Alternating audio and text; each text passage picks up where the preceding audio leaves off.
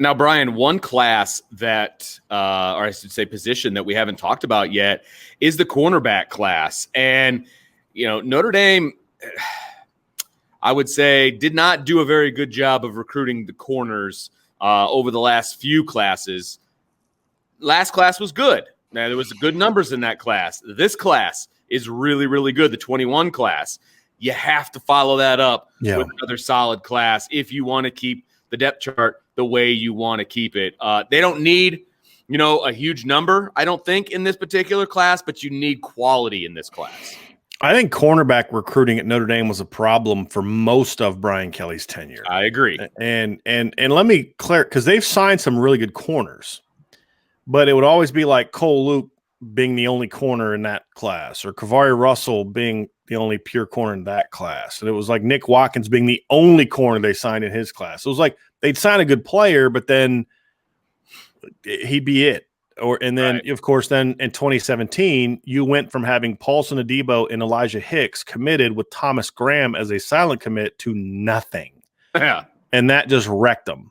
Now, fortunately, for a couple years on the football field, you're okay because of the one great corner class they had was 2016, where they signed Julian Love, Troy Pride, and Dante Vaughn. That helped save them. And then in 2018, Notre Dame had arguably the best corner tandem in the country. This past year, we saw those mistakes kind of come to bite them. Mm-hmm. You had to get the grad transfer in from NC State, and then Tariq Bracy kind of had his mental meltdown, and then you had to play a freshman. Now, where I would somewhat disagree with you is, I think Notre Dame's 2020 cornerback class deserves some mention here, because even though they lost Landon Bartleson, who was their best corner, it was still a good numbers class. I don't think Caleb Alford is a Notre Dame caliber player, but I think Ramon Henderson could be. But Clarence Lewis is a good football player too. So there's no high-level players in that group, but when you combine that three, and really I look at it as two until Caleb Alford proves me wrong, with the four you got this year, I think that has fixed their numbers problem. I mean, that's 6 corners in 2 years. And I'm not, and if Caleb Alford pans out, that's 7. I'm not even counting him. I'm going 6.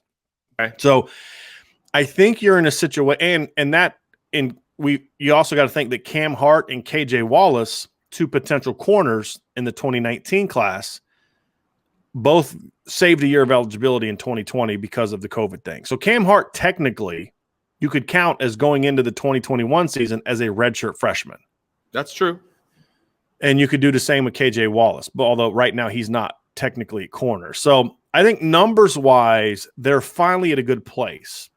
Where the past recruiting struggles have hurt them is there's not a lot of sure things going to be on the roster next year. We don't know if Ramon Henderson's going to pan out. We don't know if Cam Hart's going to ever get truly comfortable at corner. And now it's like, okay, so you're counting on a bunch of incoming freshmen who we haven't seen yet. So I think the emphasis this year isn't on numbers as much. And I think there's even a scenario in which I could live with 1 corner if he's a high-level player. I think 1 to 2 is really where you need to shoot for.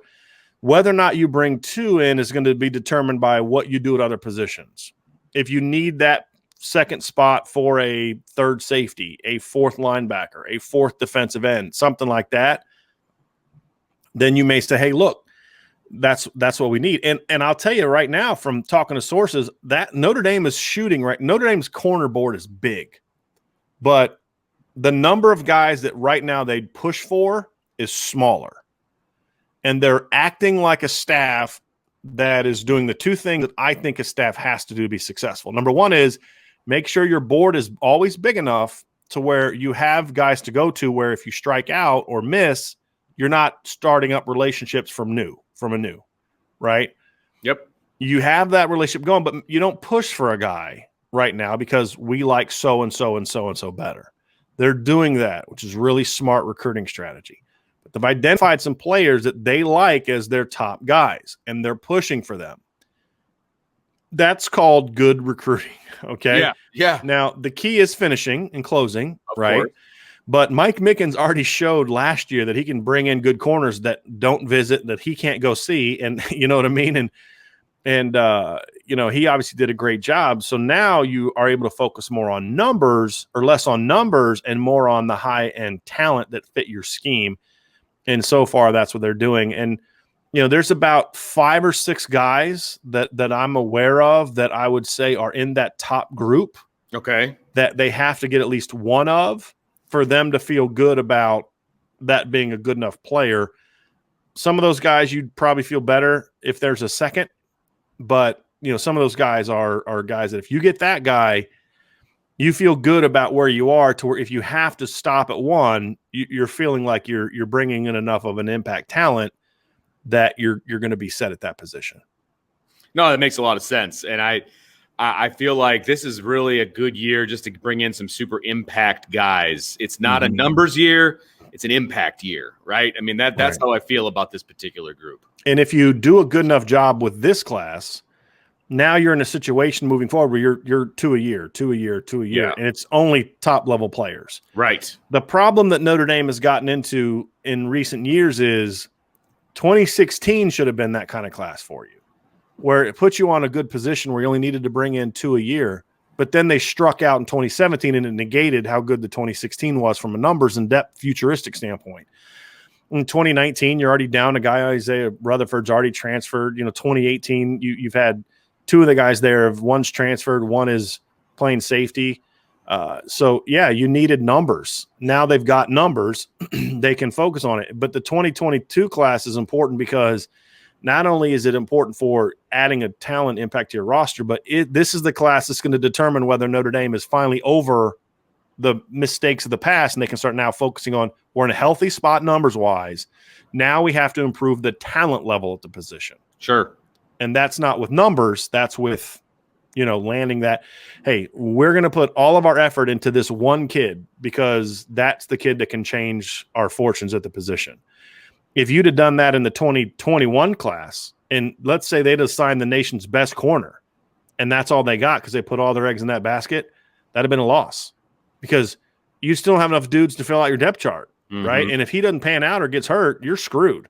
So you needed maybe you don't have that top 25 player in the 2021 class, but you got 4 kids that can play. And that's what you needed. Now you focus more on that high-level talent. So, Brian, you talk about your board for this position, those impact guys. Who are some of those guys that you're seeing that you like that you're hoping Notre Dame brings in?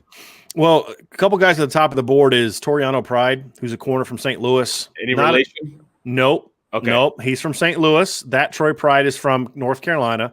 Maybe distant relatives, but no, as far as I know, this T Pride is not related to the other T Pride. Okay. 5'10", 5'11" guy, can really run, physical for his size. Like he's much more physical than you think. And a big part of that is he plays offense. So he's kind of got that ball in my hands toughness. Sure. And he carries that over to corner. He's still learning the cornerback position, but I love his tools for the position. Another kid that I really like a lot is Jaden Gould from New Jersey, same high school as Steve Angeli. 6'2", legit 190 plus. Watched his sophomore film, thought he was a good player, but thought he was more of a safety. Then I watched his junior film, and he's a corner. I mean, 6'2", fluid hips, transitions really well, can plant and drive the ball, hits like a safety, covers like a corner. And to me, he's a guy that you get those 2 guys, and I'm going to attempt a backflip. I may need a trampoline to do it because I may need that little bit of a could be dangerous of a boost, but I'm going to be trying some backflips or maybe just a cartwheel. We'll see what's going to do the least amount of damage. But either way, it's a strong class. That's a strong class. There's no way that's going on YouTube. But that's a strong class, right? That's a good 1-2 punch. But and then there's other guys that could form that kind of 1-2 punch as well. And Nikai Martinez from Florida, Popka, smaller kid, but can flat out run, plays against great competition, really good cover player. He's a guy that Notre Dame likes. Jared Kerr is a 2-way guy from Texas that right now is more of an offensive player. Okay. That has the skill set that you want at corner more. So it's kind of like your skill set makes you a dime a dozen at receiver. There's a lot of 5'11", 6 foot, 175-pound guys that can move. Sure. There's not a lot of guys that can do that as corners. So I know that they like him quite a bit. Jair Brown this is one of the things I love about Mike Mickens and Marcus Freeman. He is an Ohio kid that is committed to Ohio State, and Notre Dame is still recruiting him, and he's talking to him. So Past staffs would never have. He's committed to Ohio State. He's an Ohio kid. There's no way we're flipping that kid. Maybe you don't, but they're certainly going to try. Yeah, right. But I mean, they've thrown out so many offers. Kamari Rogers is a highly ranked top 50 guy that they offered. He's a guy that recently got an offer. Earl Little Jr.'s dad played at Miami. He played at the U. They're still recruiting him. They're going after him. Will Johnson's a 5-star kid from Michigan that they're recruiting. Now they're on the outside looking in with him, but they're still making a push. Dalen Everett's a top ranked guy. So I mean, there's plenty of corners that they're going after. But like I said, they're doing a good job of the board is big. They're developing relationships with a lot of kids while also narrowing on, here's our top guys. And if you probably asked all 15 of those guys, they'd probably think, yeah, I'm a top guy for Notre Dame. And they would all feel that way, but nobody knows who the number 1 and number 2 are until those guys commit. Yeah.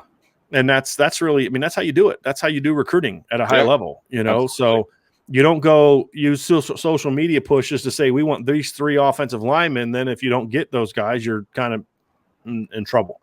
Right. So I like what they're doing. I like the moves that they're making. I think the board is very talented. Now they just got to finish and they got to close. If they can close with some of the guys that are already on the board that they're looking for, then I feel good about the chances. So again, the foundation is strong, like we talked about on offense. The foundation is strong for them to have a great corner class. It's just now about closing and finishing. And honestly, Vince, that's where I look at it. Other than defensive tackle, because we talked about the reasons for that, I think a big part of that is it's outside of Notre Dame's control. It's just not a great defensive tackle year. That happens. There's not a position I look at and say they don't have an opportunity to have a great haul. I mean, quarterback, running back, receiver, tight end, offensive line, D end, linebacker, safety, and corner. The guys are on the board for this to be a tremendous class, a top 5 class of guys that are Notre Dame kids because you're going after them. So you can't say they're not Notre Dame kids, otherwise you'll be recruiting them. They're kids that can get into Notre Dame. And they're kids that have expressed interest in Notre Dame. Right. So it's there for the taking. This isn't we don't have enough top 50 kids that we can talk to. They're already talking to you, right? Exactly. It's about closing. It's about finishing. Coffee's for closers, right? Like I'd take all the coffee out of the recruiting area at Notre Dame and say, you go get this kid, get you some coffee back, right? Like, that's what I'm doing. I'm doing some Alec Baldwin stuff. I mean, that's the thing is they have an opportunity. This is the exciting part about this 2022 cycle, Vince, is because the 2021 class, which was 27 players and really 25 guys that I really think are really just players. Josh O'Brien's a kicker, right? So, I mean, it's a little different. And then, there's another player they signed on offense that I don't view as a Notre Dame guy, just kind of a depth guy. But because you hit your numbers so effectively there and you had a great offensive class in 2019, at almost every position except the last couple we talked about, linebacker and safety, you're in a position where your focus is on impact talent. Go get impact talent. You don't have to worry about numbers as much. And that's where you want to be. And so this has set Notre Dame up for a golden opportunity, pun intended, to go out and have the kind of class that we've always thought they should be having and could have. Now it's time to go get it done. Yeah. And the guys are on the board. It's a unique year in that there's a lot of pro Notre Dame type of kids, meaning there's 2 5-stars receivers that go to Catholic schools in California. Notre Dame's had great success out doing that. There's a lot of good DBs from areas that aren't necessarily, like Toriano Pride in St. Louis. There's no in-state school. You can beat Missouri for Toriano Pride, right? Jaden Gould in New Jersey. There's no in-state program. It's not like these kids are from. You're going to get that 5-star corner from Tuscaloosa. You know what I mean? Like you don't have to worry about that, right? So I think everything's just kind of lining up perfectly for Notre Dame in a lot of ways. Now it's just go get it done. The opportunity's there. Go get it done, and hopefully they're able to do it.